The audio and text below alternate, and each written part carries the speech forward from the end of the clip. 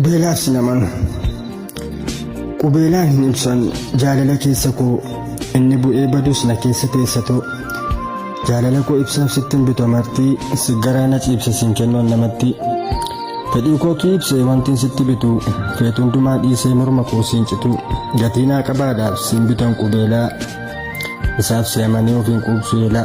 Hedduun kan jaallatu qubeelaatti kaa'ee godhata waardiyyaa garuu immoo sibiilaa gaafurmi ishee tuqu afaan baasee iyyaa. Qubeelaan meeshaadha maallaqatu bitaa waadaan immoo inni dhaabdiitu ittiin cita.